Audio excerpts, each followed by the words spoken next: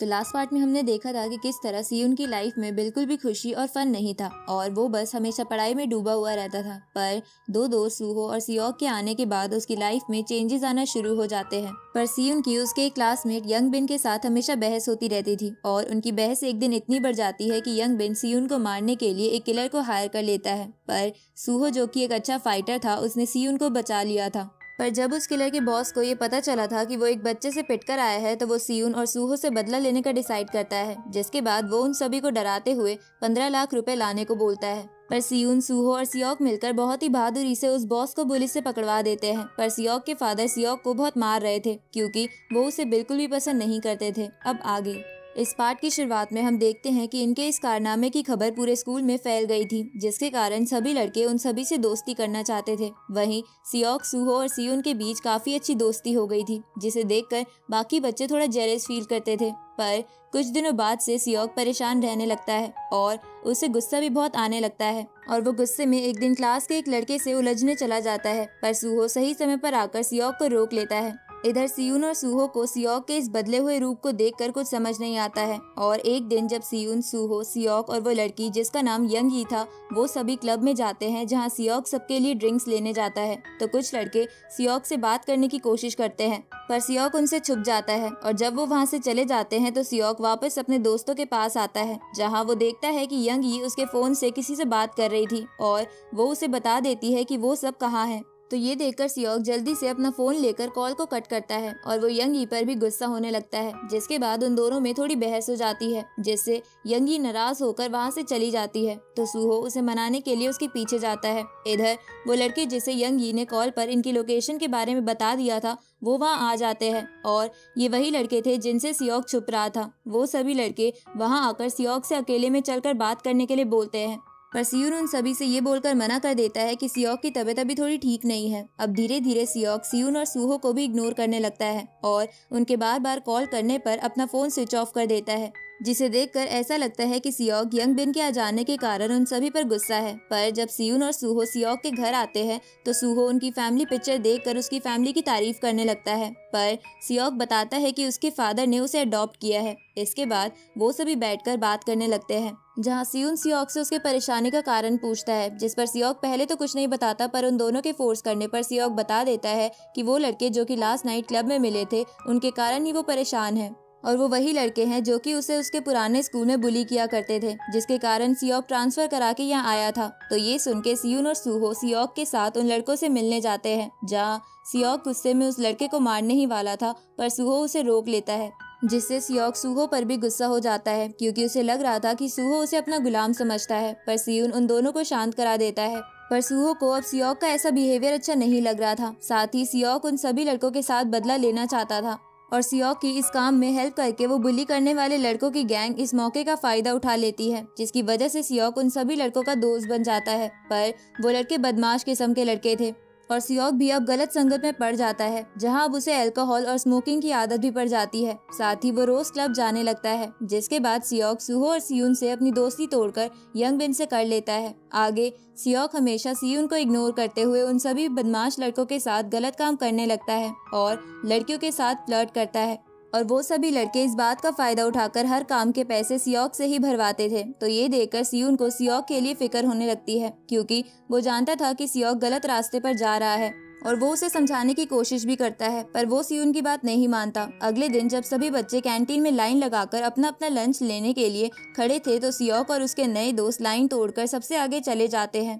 ये देखकर सूहो उन सभी से पीछे लाइन में जाने के लिए कहता है, जिस पर बाकी लड़के तो डर के लाइन में चले जाते हैं, लेकिन सियोक वहां से नहीं जाता। तो सूहो उसे एक पंच मार देता है, क्योंकि उसे बिल्कुल भी अच्छा नहीं लग रहा था कि सियोक उन बुली करने वाले लड़कों के साथ घूमता है। पर इसके कारण सियोक भी गुस्से में उस कैंटीन से निकल जाता है, जहां उसके नए दोस्त उसे सूहो के खिलाफ भड़काने लगते हैं। साथ ही सियोक को भी सूहो पर बहुत गुस्सा आ रहा था, इसलिए वो एक बंदे को सूहो को मारने के लिए हायर करता है। तभी यंग बिन वहां आ जाता है और सियोक को कहता है कि मेरे पास एक और प्लान है। आगे जब सूहो नाइट डिलीवरी कर रहा था, तो वो सभी मिलकर सूहो के स्कूटर का ब्रेक कट कर देते हैं, जिसके कारण सूहो का एक छोटा सा एक्सीडेंट हो जाता है और वो थोड़ा इंजर्ड हो जाता है। अगले दिन सूहो का बर्थडे होता है, इसलिए यंग ई और सीयून सूहो के बर्थडे पार्टी के लिए तैयारी कर रहे थे। वहीं दूसरी तरफ वो फाइटर जिसे सियोक ने हायर किया था वो अपनी प्रैक्टिस कर रहा था और सियोक सूहो को कॉल करने की कोशिश कर रहा था ताकि वो सूहो को फाइट का चैलेंज देकर यहाँ बुला सके, लेकिन सूहो ने सियोक को ब्लॉक कर दिया था। तो ये देखकर यंगबिन बोलता है कि अब हम उसे यहाँ कैसे बुलाएंगे, जिस पर सियोक बोलता है कि मेरे पास इसका भी एक प्लान है। इसके बाद वो यंग ई को मैसेज करके मिलने के लिए बुलाता है और जब यंग ई सियोक से मिलने जाती है तो वो सभी मिलकर उसे किडनैप कर लेते हैं। दूसरी तरफ सूहो और सियून बैठकर गेम खेल रहे थे। तभी सूहो पानी पीने के लिए चला जाता है। उसी वक्त सूहो के फोन पर सियोक का मैसेज आता है जिसे सियून पढ़ने लगता है, जहां सियोक ने लिखकर भेजा था कि उसने यंग ई को किडनैप कर लिया है और अगर उसे यंग ई को बचाना है तो उसे उसके बताए हुए जगह पर आना होगा।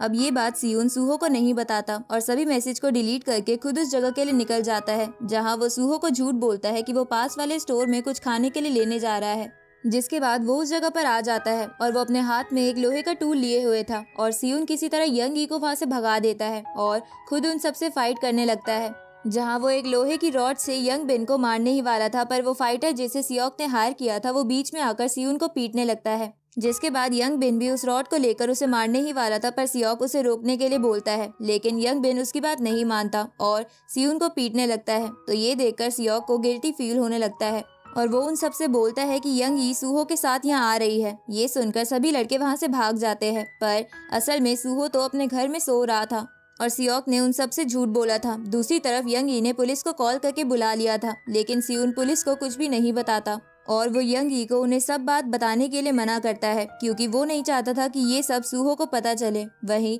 सियोक को भी आज के इंसिडेंट के कारण बहुत ही गिल्टी फील हो रहा था और वो अपने रूम के कवर में छुपकर रोने लगता है। वहीं सियोक का एक सर्वेंट जिसे उसके फादर ने उस पर नजर रखने के लिए रखा था वो पुलिस से कहकर सियून वाली फाइट को बंद करवा देता है। तो सियोक उससे पूछता है कि तुम्हें कल रात के इंसिडेंट के बारे में कैसे पता चला, जिस पर वो बंदा बताता है कि मुझे सियून ने कॉल करके इस फाइल को बंद करवाने के लिए बोला था। नेक्स्ट मॉर्निंग क्लास में सूहो जब देखता है कि सियून और सियोक दोनों क्लास नहीं आए हैं तो वो सियून को कॉल करता है, पर वो कॉल रिसीव नहीं करता और मैसेज करके कोई बहाना बना देता है। जिसके बाद सूहो यंग ई से भी उसके बर्थडे वाली रात के बारे में पूछता है कि वो ये कहकर गई थी कि वो कुछ सामान लेने जा रही है, पर वो वापस क्यों नहीं आई थी, जिस पर यंग ई भी कोई झूठ बोल देती है, जिससे सूहो को सेटिस्फेक्शन नहीं होता और वो अगले दिन उन्हीं बदमाश लड़कों के पास जाकर सियोक के बारे में पूछने लगता है, जहाँ वो पहले तो उसे कुछ नहीं बताते, पर एक थप्पड़ खाने के बाद वो उसे बस ये बताता है कि उसी ने उसकी गाड़ी के ब्रेक फेल किया था।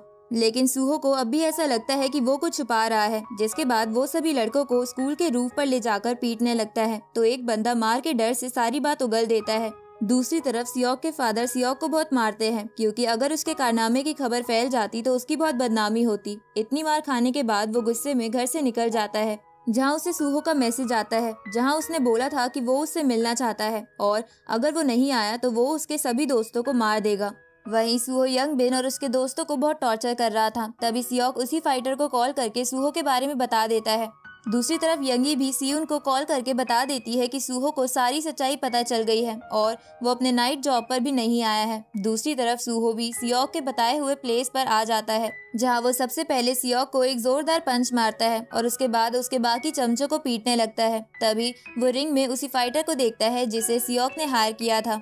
ये देखकर सूहो सियोक से बोलने लगता है कि तो तुमने इसे मुझे मारने के लिए हायर किया है, जिसे मैं पहले ही बॉक्सिंग रिंग में बहुत बार हरा चुका हूँ। इसके बाद वो भी बॉक्सिंग रिंग में आ जाता है, जहाँ वो फाइटर सूहो पर भारी पड़ रहा था क्योंकि सूहो का पैर पहले से ही इंजर्ड था, लेकिन वो अपनी पूरी ताकत से उस बंदे को एक पंच मारता है जिससे वो गिर जाता है। जिसके बाद जब सूहो उसे पीटने के लिए जाने लगता है तो एक लड़का बाहर से सूहो का पैर पकड़कर उसका ध्यान दूसरी तरफ कर देता है, जिससे उस फाइटर को टाइम मिल जाता है और वो सूहो को किक करके बहुत इंजर्ड कर देता है। जिसके बाद सियोक भी आकर सूहो को पीटने लगता है, तो ये देखकर बाकी सभी लड़के भी आकर सूहो को बहुत मारते हैं और उसे लगभग मार ही देते हैं। तभी वहाँ सियोक के फादर का गार्ड आ जाता है और वो सियोक को अपने साथ लेकर जाने लगता है। तभी एक लड़का सूहो को चेक करता है और वो बोलता है कि इसकी सांसें नहीं चल रही हैं। ये सुनकर सभी लड़के घबराकर वहाँ से भाग जाते हैं, पर सियोक ये सुनकर रोने लगता है और उससे बहुत गिल्टी फील करने लगता है। पर वो गार्ड सियोक को लेकर वहाँ से चले जाते हैं। दूसरी तरफ सियून और यंगी को सूहो को ढूंढते ढूंढते बहुत टाइम हो जाता है, पर